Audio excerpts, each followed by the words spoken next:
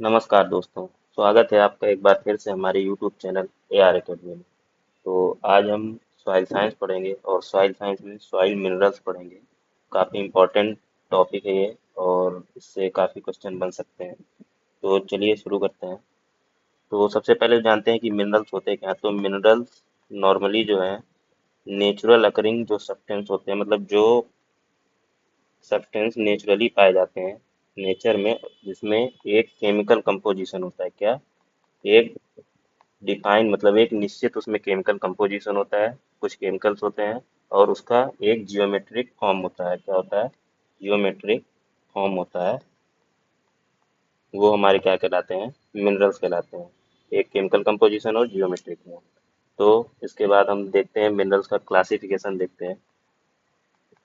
तो मिनरल्स हमारे जो होते हैं वो एक तो होते हैं प्राइमरी मिनरल्स,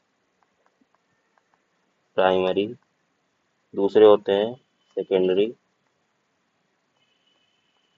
और तीसरे होते हैं जो अदर कैटेगरी में आते हैं, वो हमारे होते हैं एसेसरी मिनरल, जिन्हें कहते हैं एसेसरी मिनरल। अब अगर बात करें तो प्राइमरी मिनरल्स हमारे दो टाइप के होते हैं। कौन कौन से? एक होता है हमारा फेरो मैग्नीशियम। दूसरा होता है नॉन फेरो मैग्नीशियम। फेरो मैग्नीशियम में जो आते हैं हमारे, पहले आते हैं क्या? ऑर्थोसिलिकेट। ऑर्थोसिलिकेट ऑर्थोसिलिकेट के एग्जाम्पल है हमारे, जैसे ओलिवाइन हो गया और ऑगाइट हो गया। इसके बाद जो दूसरे होते हैं वो होते हैं हिल्लोसिलिकेट। हिल्लोसिलिकेट इसके जो एग्जाम्पल है वो है हमारा बायोटाइट, जिसे हम क्या कहते हैं, ब्लैक माइका भी कहते हैं। ये चीज़ आप याद रखिएगा, एग्जाम में पूछी जा सकती है कि ब्लैक माइका किसको कहते हैं। तो हम कहते हैं बायोटाइट को, और मस्को वाइट को वाइट माइका कहते हैं। ये दोनों चीज़ आपको याद रखनी है। ये हमारे फिल्लोसिलिकेट के एग्जाम्पल हैं। तो इसमें क्या हुआ, प्राइमरी में दो तरीके से होते हैं, एक फेरोमैग्नीशियम फिर नॉन फेरोमैग्नीशियम। फेरोमैग्नीशियम में ऑर्थोसिलिकेट और फिल्लोसिलिकेट। इसके बाद जो नॉन फेरोमैग्नीशियम होते हैं उसमें आते हैं हमारे टेक्टोसिलिकेट, और इसके बाद दूसरा जो है वो हमारा, जो आपने नाम सुना होगा, फेल्स पार हो गया, क्वार्ट्ज हो गया, ये हमारे आते हैं नॉन फेरो मैग्नीशियम मिनरल्स होते हैं जो। और सेकेंडरी मिनरल की बात करें तो हमारे सेकेंडरी जो क्ले मिनरल आपने सुना होगा, जिनका कंपोजिशन किसी का 1:1 होता है, किसी का 2:1 होता है, वो हमारे आते हैं सेकेंडरी मिनरल में, जो हमारे क्ले मिनरल्स होते हैं। और आयरन ऑक्साइड भी इसमें आता है। तो चलिए, एक क्लासिफिकेशन ये हो गया। अब अगर ओरिजिन के हिसाब से इसका क्लासिफिकेशन करें, किसके हिसाब से? ओरिजिन। तो वो है हमारा, इसमें भी दो तरीके से होते हैं, एक तो प्राइमरी और दूसरा सेकेंडरी। अब जो प्राइमरी मिनरल्स में कौन कौन से आते हैं वो है, पहला हम पढ़ेंगे इसमें, पहला क्वार्ट्ज। प्राइमरी मिनरल्स क्या होते हैं, अगर आपको इसको समझना है तो जो प्राइमरी मतलब जो पहले बना होता है, और आपको पता होगा कि जो भी मिनरल्स होते हैं वो आपको कहाँ से प्राप्त होते हैं? चट्टानों से प्राप्त होते हैं। और जब चट्टानों से मैग्मा पिघलता है, नीचे से जमीन से बाहर आता है, उससे जो मिनरल प्राप्त होते हैं वो हमारे प्राइमरी मिनरल कहलाते हैं। तो इसमें पहला है हमारा क्या? क्वार्ट्ज। अब ये इंपॉर्टेंट है, ये जो हमारी अर्थ क्रस्ट है, आपको पता होगा क्रस्ट जो अर्थ की ऊपरी सतह होती है उसमें 36% लगभग क्वार्ट्ज पाया जाता है।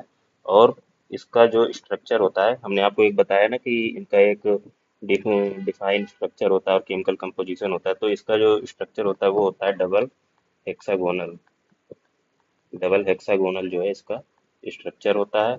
और जो सैंड होती है उसमें जो चीफ मतलब जो मुख्य तत्व होता है वो हमारा क्वार्ट्ज होता है। किसमें?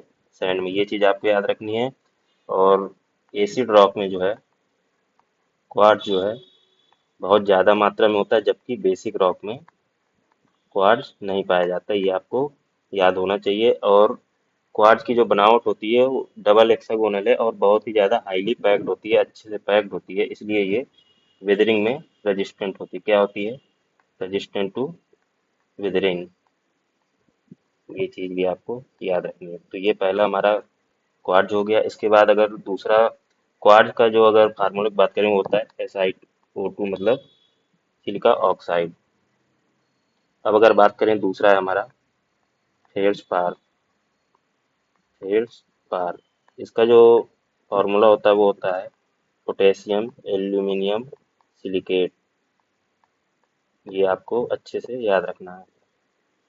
O8 है ये। ये जो है क्रस्ट में लगभग 48% पाया जाता है और इसकी जो डेंसिटी होती है ये क्वार्ट्ज से कम होती है। क्या होता है, डेंसिटी जो है वो क्वार्ट्ज से कम होती है, मतलब क्वार्ट्ज की ज़्यादा होती है किससे, फेल्डपार से। तो इसलिए ये अगर डेंस कम है तो इसकी वेदरिंग जो है ज़्यादा होगी किससे, क्वार्ट्ज की अपेक्षा इसकी वेदरिंग ज़्यादा होगी। ये चीज़ आपको याद रखना है। और इसमें दो तरीके से फेल्डस्पार होते हैं। एक जो होता है ऑर्थोक्लेज होता है। क्या होता है ऑर्थोक्लेज, ऑर्थोक्लेज में क्या पोटेशियम की मात्रा ज़्यादा होती है तो इसे फिर पोटास फेल्डस्पार भी कहते हैं। क्या कहते हैं, पोटास फेल्डस्पार। और दूसरा होता है हमारा प्लेजियोक्लेज। इसमें सोडियम की मात्रा ज़्यादा होती है और लाइम की मात्रा होती है। तो जो सोडियम वाला प्लेजियोक्लेज होता है या Na वाला उसे कहते हैं एल्बाइट। क्या कहते हैं, एल्बाइट। और जिसमें लाइम की अधिकता होती है, चूने की अधिकता होती है, उसको कहते हैं एनोर्थाइट। एनोर्थाइट। जो एसिड रॉक्स होती हैं, एसिड रॉक्स में आपको पता ही होना चाहिए, अगर एसिडिक है तो उसमें लाइम की मात्रा कम होगी, चूने की मात्रा कम होगी और सोडियम की, क्योंकि ये क्या होते हैं, बेसिक नेचर के होते हैं, क्षारीय नेचर के होते हैं। तो इसका मतलब एसिड रॉक्स में हमारा पोटास फेल्ड्स्पार की अधिकता होगी और जो बेसिक रॉक होंगी उसमें हमारा एल्बाइट और एनोर्थाइट की मात्रा ज़्यादा होगी। ये आपको याद रखना है। सोडियम और कैल्शियम वाले जो फेल्ड्स्पार हैं इनकी मात्रा ज़्यादा होगी। तीसरा जो हमारा इम्पोर्टेंट प्राइमरी मिनरल है वो है हमारा माइका। माइका लगभग 10% होता है अर्थ क्रस्ट में। कितना, 10%। इसमें भी दो तरीके के माइका होते हैं। एक होता है हमारा मस्कोवाइट। मस्कोवाइट का जो नेचर होता है वो क्या होता है, ट्रांसपेरेंट नेचर होता है, ट्रांसपेरेंट मिनरल होता है ये। और इसमें पोटास की मात्रा अधिक होती है तो इसको पोटास माइका भी कहते हैं। ये चीज़ आपको याद रखनी है कि मस्कोवाइट को क्या कहते हैं, पोटास माइका। दूसरा है हमारा बायोटिक माइका। बायोटिक माइका ये हमारा ब्लैक होता है, ब्लैक होगा तो इसकी ट्रांसपेरेंसी कम होगी। और इसको कहते हैं मैग्नीशियम माइका। ये चीज़ आपको याद रखनी है दोनों की, पोटास माइका को मस्कोवाइट कहते हैं और मैग्नीशियम माइका को हम बायोटिक माइका कहते हैं। और वाइट माइका जो होता है हमारा, वाइट माइका मतलब मस्कोवाइट, ये जो है वाइट होता है तभी ट्रांसपेरेंट होगा। मस्कोवाइट जो है ये ज़्यादा रेजिस्टेंट होता है, मतलब इसका जो स्ट्रक्चर है वो ज़्यादा डेंस होता है किससे, बायोटिक माइका से। और इसकी जो वेदरिंग के लिए रेजिस्टेंस है वो ज़्यादा होती है बायोटिक माइका से। इसके बाद जो प्राइमरी मिनरल्स में आते हैं वो हमारे कुछ पायरोक्जीन। ये आप एग्जांपल याद रखिएगा, ज़्यादा डीप नहीं पढ़ना है। और जो एम्फीबोल्स होते हैं वो भी हमारे किसमें आते हैं, प्राइमरी माइका में। इसमें जो है आयरन और मैग्नीशियम ग्रुप आते हैं। आयरन और मैग्नीशियम ग्रुप के जो भी हमारे मिनरल्स हैं वो आते हैं। और इनकी जो एक होती है सिलिका की जो है लॉन्ग चेन होती है कौन सी, टेट्राहेड्रल। टेट्राहेड्रल स्ट्रक्चर की एक लॉन्ग चेन होती है। और इसका जैसे एक एग्जांपल है हमारा ऑगाइट। ऑगाइट। तो ये चीज़ आपको याद रखनी है अच्छे से। तो ये तो हमारे हो गए कुछ प्राइमरी मिनरल्स। और हाँ एक और है इसमें जो इम्पोर्टेंट है वो है हमारा ओलिवाइन। ओलिवाइन भी हमारा आता है किसमें, प्राइमरी माइका में, ओलिवाइन। और ये भी आयरन मैग्नीशियम ग्रुप का है, फेरो मैग्नीशियम है। आपको हमने अभी पीछे ही बताया था कि फेरो मैग्नीशियम ग्रुप में कौन कौन से आते हैं।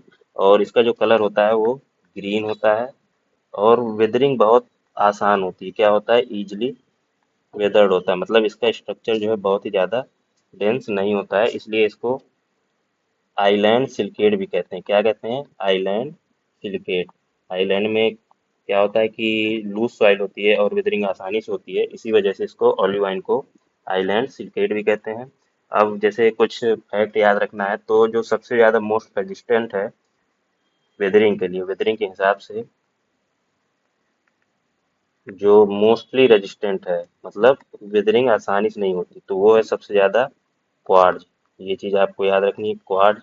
फिर उसके बाद आता है मस्को वाइट। मस्को वाइट और फिर इसके बाद जो मॉडरेट कैटेगरी में आते हैं, जो बहुत ज़्यादा आसानी से विदृढ़ नहीं होते हैं लेकिन बहुत ज़्यादा हार्ड भी नहीं होते, उसमें आता है आपका फेल्ड्स्पार और बायोटाइट।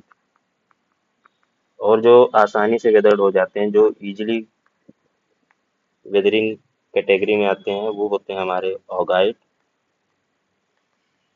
हॉर्नब्लैंड, ऑलिवाइन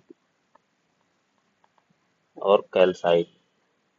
ये सब एक सीरियल से हैं। तो अगर आपसे पूछा जाए कि सबसे ज़्यादा रेजिस्टेंट कौन है वेदरिंग के लिए, वो है हमारा क्वाड। और सबसे इजीली जो है कौन वेदरिंग जिसमें सबसे आसानी से हो जाती है, वो हमारा कैल्साइट।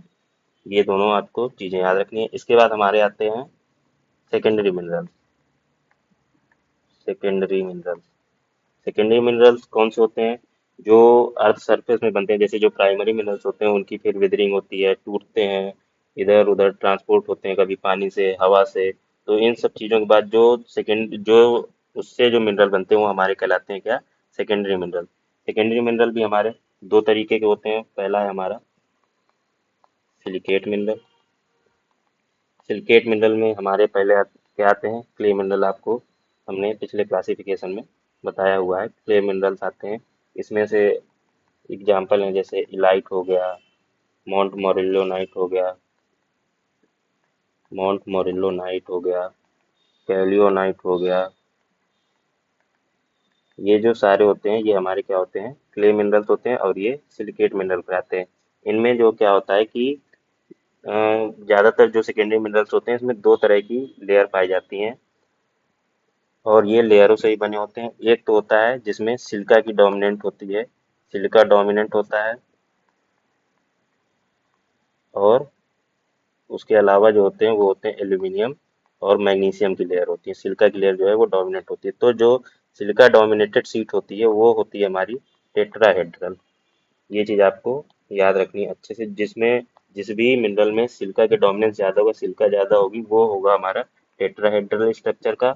और जिसमें एल्यूमिनियम और मैग्नीशियम की जो लेयर है वो डोमिनेंट होगी, वो होगी हमारी ऑक्टाहेड्रल स्ट्रक्चर की, ऑक्टाहेड्रल स्ट्रक्चर की। इसके अलावा सेकेंडरी मिनरल में जो दूसरे आते हैं वो आते हैं हमारे नॉन सिलिकेट मिनरल, जिसमें सिलिका नहीं पाया जाता है। और वो होते हैं हमारे जैसे, इसके अलावा आप कुछ भी कार्बोनेट्स हो गए, हाइड्रोक्साइड, ऑक्साइड, जैसे हमारा हीमेटाइट जो है, आयरन ऑक्साइड होता है, हीमेटाइट, जियोटाइट, सल्फेट, ये सारे जो मिनरल होते हैं इस तरह के, ये हमारे सेकेंडरी मिनरल होते हैं। और सेकेंडरी में भी नॉन सिलिकेट मिनरल होते हैं। तो चलिए, ये हमने आज आपको मिनरल का क्लासिफिकेशन पढ़ाया। अब नेक्स्ट वीडियो में हम सिलिकेट क्ले मिनरल जो है हमारा सेकेंडरी मिनरल है, वो इम्पोर्टेंट है, उसमें किस तरह से सीड का फॉर्मेशन होता है वो चीज़ हम समझाएंगे। और वीडियो अच्छा लगा हो तो आप कमेंट कीजिए और लाइक कीजिए। Thank you.